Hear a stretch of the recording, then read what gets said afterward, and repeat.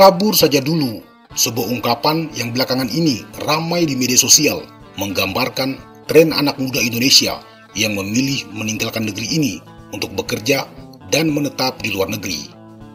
Dengan dalih peluang yang lebih baik, gaji yang lebih tinggi, dan kualitas hidup yang lebih layak, banyak dari mereka yang rela meninggalkan tanah airnya untuk mencari kesempatan yang lebih besar. Tapi mari kita bertanya, seburuk itukah negara ini? Atau jangan-jangan kita sendiri yang memang sudah kehilangan daya juang dan menjustifikasi kelemahan kita dengan istilah kabur saja dulu? Apakah kita sepengecut itu? Mencari pengalaman di luar negeri bukanlah hal yang buruk. Justru di era globalisasi, wawasan internasional menjadi modal penting untuk berkembang. Mari kita jujur, Indonesia bukanlah negara kecil dengan populasi yang sedikit. Kita adalah negara dengan lebih dari 278 juta populasi. Dengan jumlah sebesar itu, persaingan adalah keniscayaan. Banyak dari kita mengeluhkan bahwa peluang di dalam negeri tidak menjanjikan, bahwa sistem ekonomi dan politik masih berantakan. Ya, itu memang benar. Korupsi masih merupakan masalah terbesar kita. Penegakan hukum masih jauh dari kata ideal. Politik masih seperti dagangan di pasar, penuh dengan kepentingan jangka pendek. Ekonomi kita naik turun, standar gaji masih sangat jauh dibandingkan dengan negara-negara maju. Tapi, apakah semua itu berarti kita harus menyerah? Apakah kita akan menjadi generasi yang hanya bisa kabur saat menghadapi masalah? Negara ini tidak akan berubah jika kita semua memilih pergi. Indonesia tidak bisa maju jika anak-anak muda potensialnya hanya ingin mencari jalan yang lebih mudah. Coba lihat generasi sebelum kita, generasi yang tidak punya pilihan lain selain berjuang, generasi yang tumbuh di bawah tekanan rezim otoriter tanpa kemudahan akses teknologi seperti hari ini, generasi yang menghadapi krisis ekonomi tanpa perlindungan sosial. Mereka tidak menyerah, mereka melawan, berjuang, dan akhirnya membawa perubahan. 32 tahun rezim otoriter Orde Baru pun tumbang. Generasi hari ini memiliki banyak keunggulan dalam hal teknologi, akses informasi, dan kebebasan yang luas.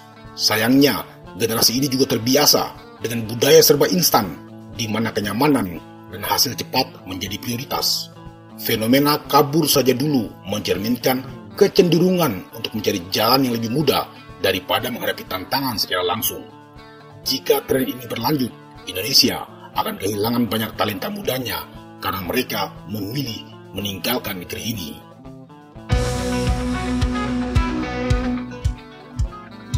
Pada akhirnya, setiap generasi tumbuh dalam konteks sosial dan tantangan zamannya. Mereka dibentuk oleh pengalaman hidup yang mempengaruhi pola pikir, daya juang, dan cara mereka beradaptasi. Mari kita lihat bagaimana perbedaan karakter lintas generasi di Indonesia. Pertama, generasi baby boomers. Ini adalah generasi pejuang sejati. Mereka lahir di era pasca kolonial dan menjadi saksi bagaimana negara dibangun dari nol.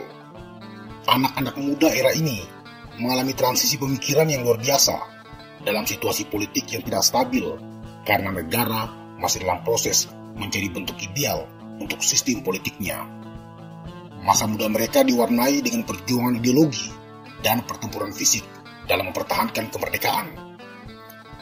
Anak-anak muda era ini menjadi saksi benturan keras antara kelompok nasionalis, agama, dan komunis yang kemudian membentuk daya juang mereka.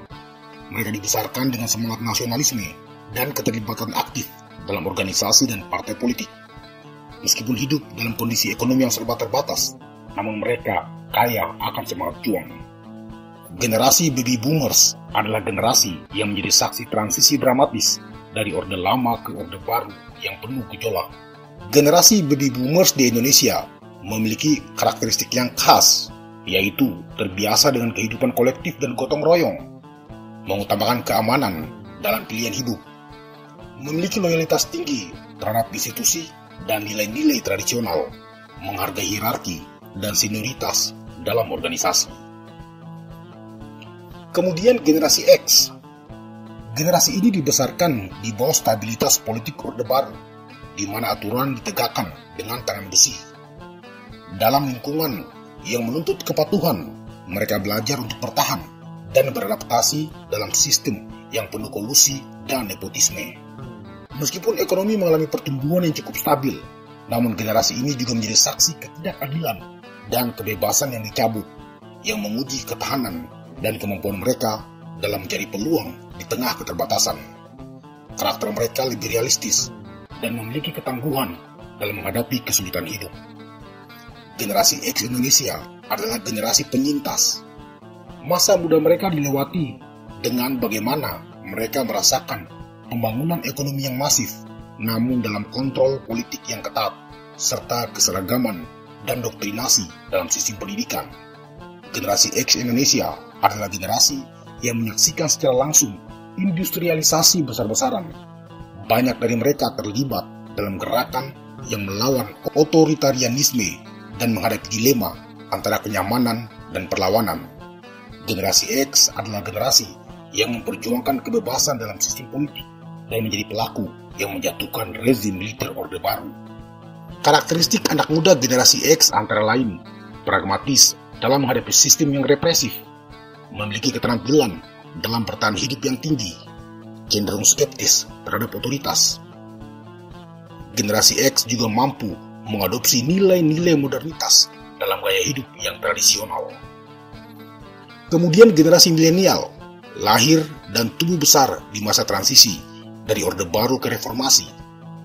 Anak-anak muda di sini merasakan peralihan besar dalam sistem politik dan ekonomi. Generasi milenial tumbuh di permulaan perkembangan teknologi, keterbukaan informasi, dan euforia kebebasan berbicara. Berbeda dari generasi X yang merupakan penyintas, maka generasi ini adalah generasi inovator. Mereka memiliki semangat inovasi yang lebih tinggi dan lebih terbuka terhadap perubahan. Banyak dari mereka yang memilih jalur di luar sistem konvensional karena mulai terjadi disrupsi akibat digitalisasi. Generasi milenial adalah generasi yang memiliki daya juang, tapi dalam bentuk yang berbeda. Bukan lagi dalam melawan sistem yang represif, melainkan bagaimana menyesuaikan diri dengan perubahan zaman. Masa muda mereka diwarnai dengan runtuhnya Orde Baru dan euforia reformasi, masa-masa awal era kebebasan berbicara, dan transformasi sistem pendidikan yang lebih terbuka. Hal-hal tersebutlah yang kemudian membentuk karakteristik generasi milenial Indonesia. Mereka lebih berani mengekspresikan diri dan aspiratif, mengadopsi gaya hidup urban yang modern, lebih terbuka terhadap keragaman dan perbedaan. Kemudian generasi Z atau Gen Z. Generasi ini lahir di era digital, di mana informasi dapat diakses secara instan dan mudah, serta pilihan karir yang semakin beragam. Dengan kemudahan ini, mereka memiliki peluang besar untuk berkembang. Namun, justru disinilah tantangannya. Terlalu banyak kenyamanan membuat sebagian dari mereka lebih mudah menyerah saat menghadapi kesulitan. Generasi ini tumbuh dalam budaya instant gratification, di mana segala sesuatu diharapkan cepat dan mudah. Fenomena kabur saja dulu mencerminkan sebagian pola pikir ini. Namun penting untuk dicatat bahwa Gen Z juga memiliki kekuatan unik. Mereka lebih sadar secara sosial dan lingkungan, lebih vokal dalam menyuarakan ketidakadilan, dan memiliki kemampuan adaptasi yang tinggi terhadap perubahan teknologi. Anak-anak muda Gen Z di Indonesia tumbuh di era demokratisasi informasi dan media sosial, gerakan aktivisme digital, dan kebangkitan ekonomi kreatif. Oleh karenanya, anak muda Gen Z Indonesia memiliki karakter khas yang antara lain aktif di berbagai platform digital, berani bersuara dalam isu-isu sosial dan politik, pemikir kritis yang berani menantang norma, berwawasan global, tapi tetap menghargai nilai-nilai lokal, serta lebih memilih sistem kerja yang fleksibel dan memprioritaskan work-life balance. Tantangan sosial Gen Z adalah resign culture. Mereka berani meninggalkan pekerjaan demi kesehatan mental, tapi mereka rentan menyerah saat menghadapi tantangan nyata. Inilah yang perlu kita sadari, negara kita tidak bisa disamakan dengan negara lain. Negara dengan populasi kecil seperti Singapura, Denmark, atau Finlandia bisa memberikan kesejahteraan lebih cepat karena jumlah penduduk mereka jauh lebih sedikit. Mereka tidak menghadapi tantangan yang sama dengan kita.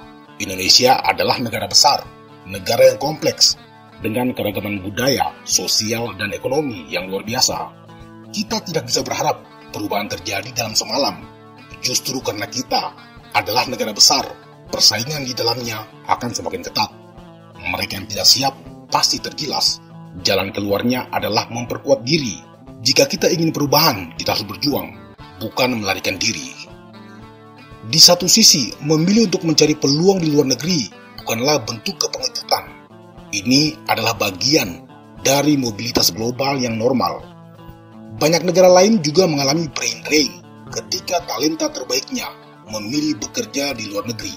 Namun, yang perlu diwaspadai adalah ketika ini menjadi tren tanpa adanya kesadaran untuk kembali membangun negeri.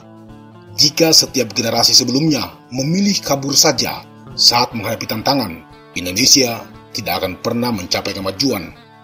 Yang lebih penting dari sekedar bertanya, apakah kita sepengecut itu adalah bagaimana kita menggunakan kesempatan yang ada. Jika kita pergi, apakah kita akan kembali untuk membangun? Jika kita memilih bertahan, bagaimana kita bisa berkontribusi agar terjadi perubahan? Dunia saat ini tidak mengenal batas geografi. Kontribusi bisa dilakukan dari mana saja. Pada akhirnya, pilihan ada di tangan kita. Pergi bukanlah kesalahan, bertahan bukan berarti tidak maju.